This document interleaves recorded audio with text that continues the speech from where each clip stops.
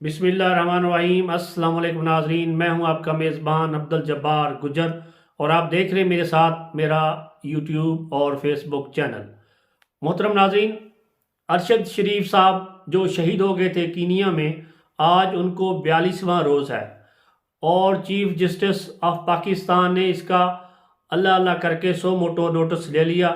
ये बहुत मेहरबानी उनकी कि एक शहीद फैमिली को इंसाफ मिलने जा रहा है। मगर इसमें आगे हुआ क्या और चीफ जस्टिस साहब ने कहा क्या, आज अदालत में हियरिंग हुई क्या, तो आइए इसकी डिटेल में बात करते हैं। जैसे ही सो मोटो नोटिस लिया तो सारे ही जो पटिशनर थे या दरख्वास्त देने वाले थे, मुकदमा दर्ज करवाने वाले थे, वो सारे ही गायब हो गए कि वो पता नहीं कौन थे, कहाँ से आए थे, वो उनका कोई अता पता नहीं।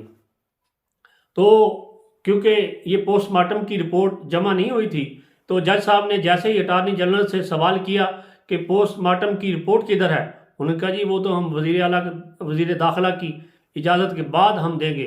उन्होंने कहा वज़ीर दाखिला ने क्या इसमें कोई तब्दीली करनी है जो आपने हमें रिपोर्ट देनी है, आप रिपोर्ट पेश करें, या तो उन्होंने कोई तब्दीली पेश करनी इसमें करनी हो तो फिर है।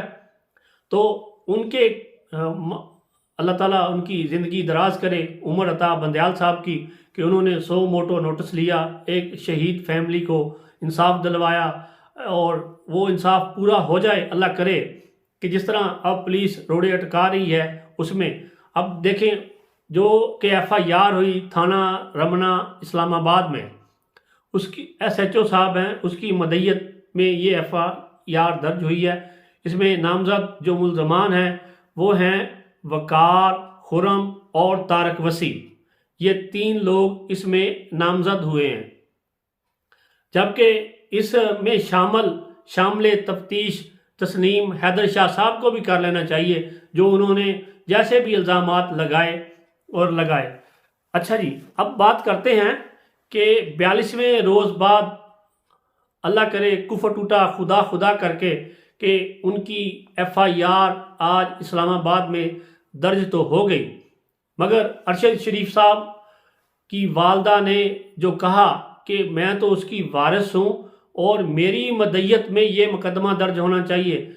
SHO साहब कल को उन दूसरी पार्टी से पैसे लेकर फिर पीछे हट जाएं, कल को सुलह कर लें, मुकदमा तो फिर ख़त्म। इसका क्या फ़ायदा? उनकी वालदा को मदय्यत का पूरा हक मिलना चाहिए। हम फिर ये गुजारिश करेंगे जनाब चीफ जस्टिस साहब से कि जैसे उन्होंने हमारे वीलॉग्स पर, हमारी एप्लीकेशंस पर इसका सो मोटो नोटिस लिया है, तो हम दिल्ली तौर पर उनको दवा देते हैं, जितने भी सहाफ़ी हैं पाकिस्तान के, उन्होंने हम पर मेहरबानी की। हम फिर उनसे हाथ जोड़कर अर्ज़ करते हैं कि जनाब चीफ जस्टिस साहब, आप अरशद शरीफ साहब की वालदा को इसमें मदई बनाएं, उसकी मदय्यत में FIR दर्ज होनी चाहिए। वो जिसे चाहे उनको नॉमिनेट करे, जिनको चाहे ना करे, क्योंकि असल वारिस उसकी वालदा बनती है, ना कि SHO साहब बनते हैं। SHO साहब कहाँ से, वो थानेदार बन गए वहाँ पर जाकर। थानेदार तो चलो वैसे ही हैं, और हमारा एक दोस्त कहता था ना थानेदार, ये वो थानेदार है जो थानेदार बना हुआ है।